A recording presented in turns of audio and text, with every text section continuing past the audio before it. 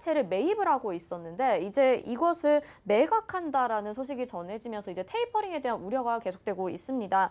시장에 어떤 영향이 가는지 궁금해요. 회사채 매각과 매입에 대해서 좀 설명해 주시죠. 네, 코로나19가 시작이 되면서 미국에서는 이제 금융 그리고 유동성 공급을 통해서 코로나19 여파 그리고 코로나19 충격을 보호하겠다. 경제를 보호하고 기업들을 살리고 그렇게 하겠다라는 취지로 이제 코로나19를 대응해 왔습니다. 제로 금리를 시행을 하고 그리고 매월 1,200억 달러 정도의 국채와 무기지 담보부 채권들을 매입을 해 나갑니다. 그리고 우량 회사채 및 상장 지수 펀드 ETF도 매입을 진행을 했습니다. 중소기업 대출 지원은 물론이고요. 이렇게 금융과 유동성 공급을 통해서 경제를 이끌어 왔고 경제를 좀 뒷받침을 해 주었습니다. 그리고 백신이 개발이 되고 백신 공급이 되고 접종으로 인해서 코로나19 신규 감염자가 굉장히 줄어들고 있는 모습입니다. 그런 와중에 이제 연준에서 회사채와 상장지수 펀드를 매각하겠다는 이야기가 나오기 시작했고 월스트리트로부터 보도가 되기 시작을 했죠.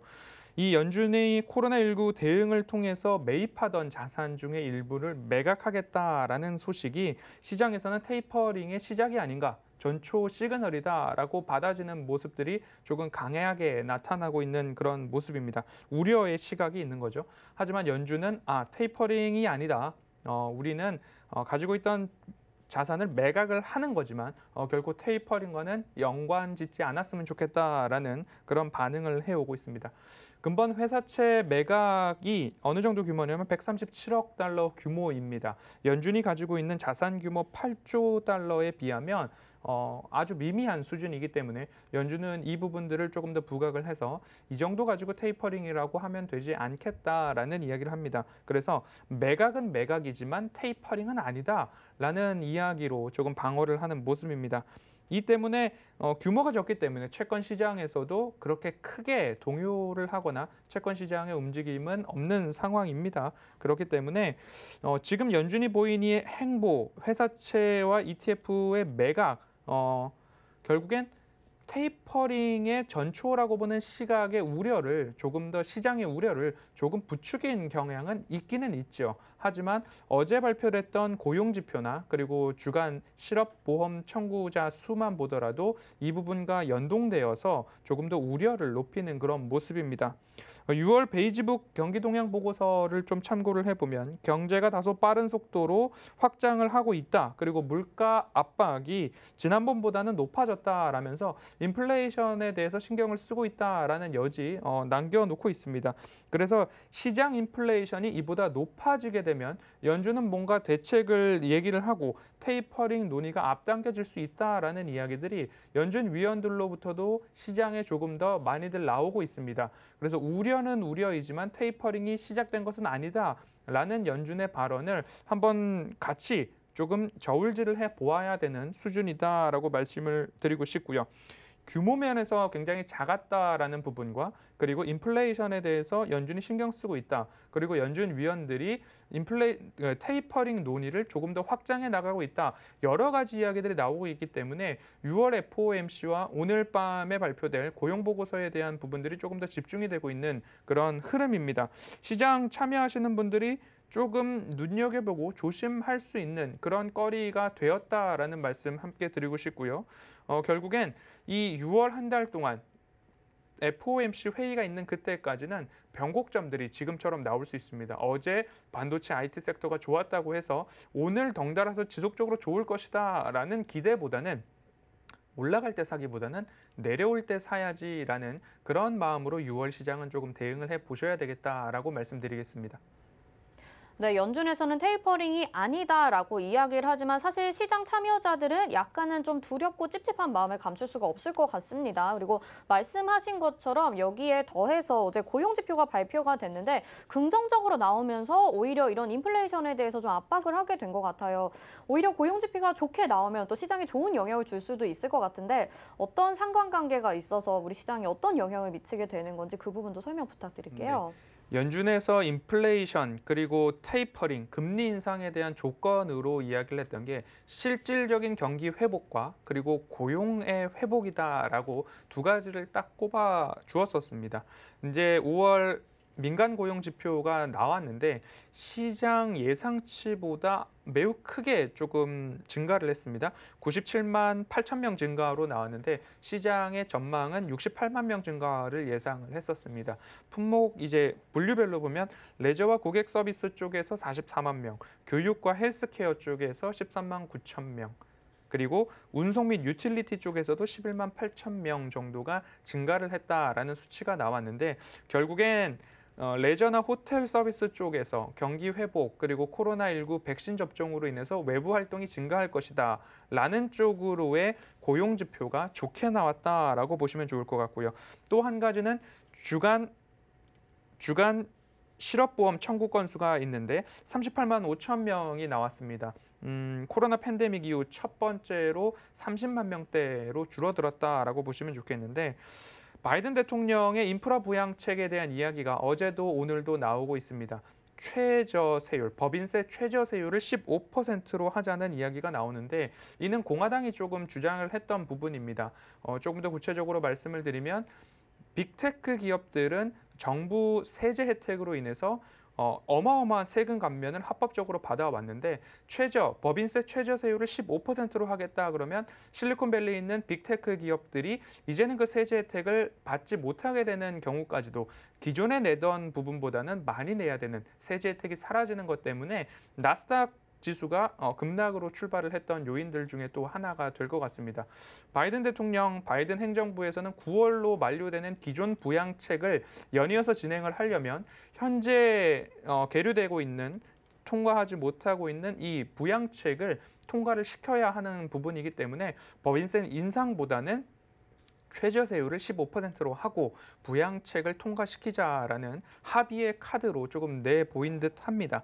이런 이야기들이 조금 더 나오다 보니까 덩달아서 연준에서 방금 말씀드렸던 자산의 매각과 그리고 민간 고용지표의 상승, 실업보험 청구 건수가 줄어들었다라는 이야기들이 경기 회복의 시그널로 나오고 있구나라고 좀 시장 참여자들도 읽어가고 있는 모습입니다. 테이퍼링을 앞당길 수 있는 요소, 실질적인 경기 회복, 그리고 또 하나는 고용의 회복, 이 두 가지를 보아야 했고 지금까지 그것을 보아왔는데 이제 그러한 지표들이 하나하나 좋아지고 있다라는 시그널을 우리들에게 보내주고 있기 때문에 이 테이퍼링에 대한 논의가 시작되었고 연준은 누누이 시장에 시그널을 주겠다, 시작하기 전에 안내를 해주겠다라는 이야기가 나오고 있는데 6월 FOMC가 과연 어떻게 점도표가 변하는지 어떤 발언들이 나오는지 변곡점 꼭 이용을 하셔야 된다. 다시 한번 말씀을 드리고 싶고요. 이제 6월은 이러한 변곡점을 이용을 하셔야 되는데 이런 것들이 있었죠. 1일은 산자부에서 수출액 발표가 있었습니다. 그리고 2일 베이지북 공개 있었고요. 10일은 한국 선물 옵션 만기일, 15일, 16일 FOMC 회의가 있습니다. 그리고 18일은 미국 선물 옵션 만기일이 있는데 6월을 시작하면서부터 말씀을 드려왔습니다. 5월은 선택과 집중의 5월이라고 시장 참여자분들께, 시청자분들께 말씀을 드렸고 6월은 자발적 장기 투자의 6월이 되어야 하는데 지금 보고 계시는 1일, 2일, 10일, 15, 16, 18일 정도에 있는 이러한 변곡점들을 이용해서 자발적 장기 투자를 하시되 추세 하단에서 나는 뭔가 접근을 하겠다라는 그런 준비를 하시면서 시장을 바라보시면 좋지 않을까라는 말씀에 자발적 장기 투자를 하시되 변곡점을 활용하는 6월로 보내보시면 어떨까라는 말씀 드리겠습니다. 네, 그 변곡점을 활용하자라고 해주시면서 FOMC 회의가 6월 15, 16일 딱 중반에 걸쳐 있습니다. 이 부분 변곡점으로 잘 활용하시면 좋을 것 같고 지금 말씀하시기를 실질적 경기 회복과 고용지표 개선이 좀 정확하게 맞물려 있는 상황이다 이렇게 말씀을 해주셨어요. 세계 경기 흐름을 좀 이 정도로 짚어보고 우리나라 이야기 좀 해보도록 하겠습니다. 두선중공업이 이 원전에 대한 기대감만으로 지금 한미 정상회담 이후에 60%나 상승을 했단 말이에요. 지금 기대감만으로 이렇게 가고 있는데 선 반영이 되는 건지 어떤 건지 궁금하고요. 이 원전에 대해서 계획이나 좀 분석을 해주시죠. 네, 두산중공업이 오늘도 25,400원을 고가로 좀 형성을 했던 그런 모습입니다. 테슬라를 따라서 HMM을 홈슬라, 그리고 두산중공업을 두슬라라고 하는 네. 재미난 표현들이 시장에 넘치고 있는 모습입니다. 두산중공업의 상승 요인은 말씀해 주신 대로 한미 정상회담 이후에 양국의 원전 해외 공동 진출 합의 소식이 전해지면서 기대감으로 조금 올라가는 모습입니다. SMR이라고 하는 소형 모듈 원자로에 대한 이슈죠. 시총이 10조 원을 넘어가는 모습입니다. 21일 이후 주가가 60% 이상 상승을 크게 좀 한 모습입니다. 최근 수급적인 상황을 먼저 좀 짚어보면 개인들이 굉장하게 많이들 매수를 하는 모습입니다. 5월 31일부터 445억 원, 그리고 209억 원, 그리고 427억 원, 그리고 474억 원. 오늘은 거래량이 조금 더 나온 그런 모습입니다. 전일장에 비해서 얼마만큼의 어떤 주체가 매수를 해올지에 대한 부분들인데 여전히 개인들의 수급이 강한 것으로 좀 보여지고 있고요. 외인과 기관은 연일 좀 매도를 하는 모습입니다. 오늘 외인이 소량 매수가 잡히고 있는데 장 마감까지 어떻게 측정이 될지 지켜볼 부분입니다. 소형 원자로에 대한 이야기를 좀 드려야 될 것 같은데요. 전문가가 아니기 때문에 이 원자로가 될 수 있다, 안 될 수 있다 이런 기술적인 측면들은 각 분야의 전문가분들이 계시기 때문에 그 부분들을 차치한다 하더라도 재생에너지의 대안이 될 수 있는 신재생에너지, 대안에너지로 소형 원자로가 될 수 있는지에 대한 부분, 그리고 소형 원자로가 정말 소형인가에 대한 부분들로 각 전문가들이 의견들이 조금 차이가 있는 것 같은 모습입니다. 최근 이슈가 워낙 되다 보니까 관련된 세미나들도 그리고 각 분야의 전문가, 교수님들도 서로 다른 이야기를 좀 하고 있는 모습인데 당장의 전문가님들 사이에서도 이러한 의견들이 있습니다. 그래서 이렇게 두산중공업이 급등하는 모습들을 증시에서 다시 한번 되찾아보면 2, 3년 전에 수소 이슈들이 굉장하게 좀 강하게 나타났던 때가 있습니다. 그때와 조금 비슷한 양상으로 보이기도 하는 모습입니다. 그렇기 때문에 신규로 접근하신다라는 생각은 절대적으로 안 하셨으면 좋겠다라는 말씀을 좀 드리고 싶습니다. 그리고 이 소형 원자로가 정부가 진행한다라고 한다면 정부 정책 수혜주로도 엮일 수 있는 부분이기 때문에 추가 시세가 좀 나오는 그런 모습인데요.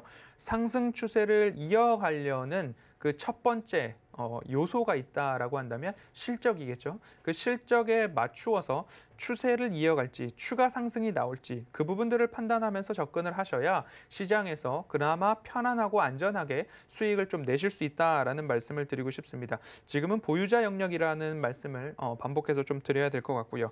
이제는 두산인프라코어가 영업 부문과 투자 부문으로 분할이 됩니다. 영업 부문은 현대중공업으로 매각이 됩니다. 그리고 투자 부문은 두산중공업으로 편입이 되는데 두산인프라코어 주주분들에게는 두산중공업 주식이 이제 배정이 되게 되죠. 이렇게 시장의 이슈가 좀 주목이 되고 있는 모습들이 소형 원자로나 정부 정책 수혜나 그리고 시세가 나온 종목들로 조금 더 수급이 몰리고 있는 그런 흐름들이기 때문에 신규 접근은 다시 한번 좀 보수적으로 참아 보십사 말씀을 드리고 싶고요. 지금 기존 보유자분들이라면 마음속으로 익절가를 어느 정도 정해 놓으시고 이 부분을 이탈하게 되면 나는 그래도 지금의 수익에 만족해야 되겠다라는 좀 편안한 마음으로 이제는 바라보실 구간이다라는 말씀으로 두산중공업 정리해 보겠습니다. 네, 두슬라라고 불리는 두산중공업에 대해서 이야기 나눠봤는데요. 신규 접근은 절대 안 된다고 재차 강조해서 말씀을 해주셨습니다. 그리고 가지고 계신 분들도 조금 수익 실현하면서 가져가자라고 정리해 주셨고요. 그러면 조금 더 생각해 보고 싶은 섹터가 요즘에 조선주들의 흐름이 좋잖아요. 지금도 너무 많이 상승한 거 아닌가 아니면 이제라도 들어갈 때인가 좀 고민하시는 분들 많으실 것 같은데 조선주의 흐름은 어떻게 보시나요? 네, 조선주는 이제 해운주가 먼저 상승을 하고 조선주도 추가 발주 소식들에 수주 소식들에 굉장히 많은 상승을 한 모습입니다. 조선 업황이 어떻게 좋아졌는가를 지난해 연말 이전으로 돌아가면 IMO라는 말씀을 좀 드렸었습니다. 국제해사기구의 환경 규제 강화로 인해서 그리고 유가 상승에 따라서 노후 선박은 일정 부분 어느 정도 이제 폐기를 해야 되고 신규 선박이 해양에서 바다에서 조금 다녀야 한다라는 말씀을 드렸습니다. 2015년도 기준으로 신규 선박과 그 이전에 이제 폐기해야 되는 선박 기준들이 좀 나뉘어지고 있는 모습인데 새로 건조해야 하는 선박수가 굉장히 많았다라는 부분을 다시 한번 복기를 해보고요. 저연비 선박의 퇴출이 가속화되고 있고 환경 기준에 부합하지 못하는 선박들이 일찍이 이제는 사라져야 되는 그런 기점에 서 있는 모습입니다.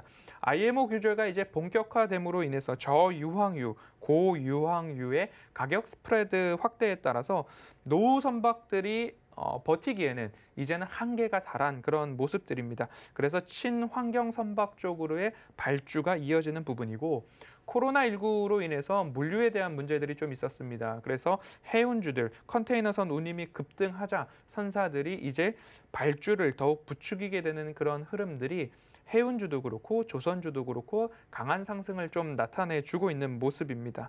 해운주 이후에 조선주의 슈퍼사이클 기대감들이 보도가 잇따르고 있는 모습인데 삼성중공업 같은 경우에는 대규모 유증과 이런 모습들이 나오면서 주주분들이 좀 실망감을 좀 안고 있는 모습입니다. 그래서 마찬가지로 급등한 종목들에 접근하시기에는 조정 시에 들어가겠다는 충분한 마음을 가져주시고 조선주도 마찬가지로 장기로 바라보아야 하는 섹터겠죠. 그렇기 때문에 너무 급하게 접근하려는 노력을 하지 않으셔도 좋겠다라는 말씀을 드리고 싶습니다.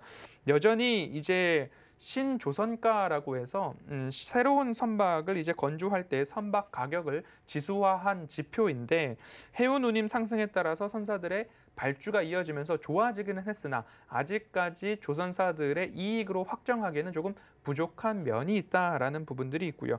올해 발주 물량은 기저효과 영향이 좀 있는 것 같습니다. 18년도 전 세계 선박 발주량을 보면 3,510만 CGT라고 하는데요. 표준 화물 환산 톤수라고 합니다. 2019년도에는 17% 줄어든 2,910만 CGT고 2020년도에는 66% 3분의 2 토막이 났습니다. 1,924만 CGT였습니다. 21년도 발주량이 이제 다시 3,150만 CGT로 올라오면서 수치로 본다면 2018년도 수준으로 돌아온 것이지 수치 전년 대비 플러스 증가율로 보면 어마어마해 보이지만 2018년도까지 성장, 회복했다라고 평가를 하고 있는 업계입니다. 한국조선해양 컨퍼런스 콜에서 이런 이야기가 나왔습니다.